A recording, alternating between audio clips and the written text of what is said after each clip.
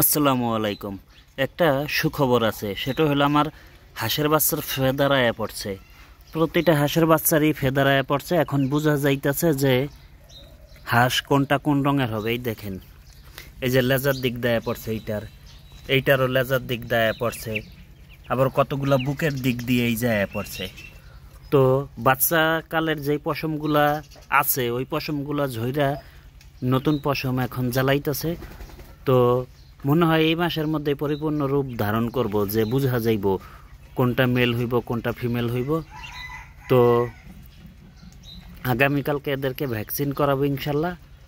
তো সেই ভিডিও আপনারা পাইবেন। আর আপনারা যারা হাঁসের বাচ্চা লালন পালন করতেছেন, আপনাদের উপজেলা প্রাণী সম্পদ অধিদপ্তরে গিয়ে আপনারা এইরকম কৃমির ওষুধ আছে, ঠিক আছে, এইগুলো সরকারি ওষুধ খুব ভালো মানের, আমি আগেও প্রয়োগ করছি এখনও করছি।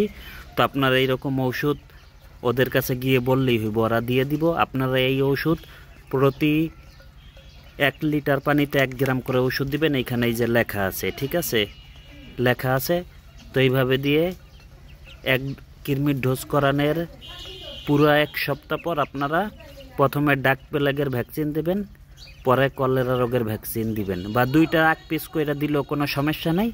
তবে আপনারা উপজেলা প্রাণী সম্পদ অধিদপ্তরে ভেটেরিনারি ডাক্তারের পরামর্শ অনুযায়ী আপনারা ভ্যাকসিন করাইবেন, সেটাই সবচেয়ে ভালো হইব। এই যে এই হাঁসটার ফেদার আয়া পড়ছে অনেকটাই, বুকের দিক দিয়েই যায় পড়ছে।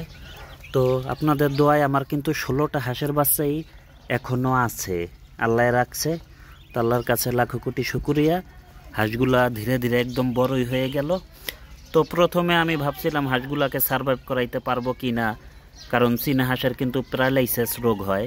তো আমার এই রোগটা দেখা দেওয়ার আগেই আমি থায়োবিন ব্যবহার করছিলাম, কারণ আমার বাসার সাথেই হইল গিয়ে উপজেলা প্রাণী সম্পদ অধিদপ্তর। তো আমি ওইখানে গিয়ে ভেটেরিনারি ডাক্তারের পরামর্শে হাঁসগুলা লালন পালন করছি, সেই জন্য মনে হয় আমার কোনো রোগে আক্রমণ করে নাই। তো আগামীকালকে এদেরকে ভ্যাকসিন দিব, আপনারা ভিডিও পাবেন ইনশাল্লাহ। আমার চ্যানেলটি সাবস্ক্রাইব করে সাথে থাকুন আগামীতে ভিডিও দেখার জন্য। তো সবাই ভালো থাকবেন, সুস্থ থাকবেন, আল্লাহ হাফেজ।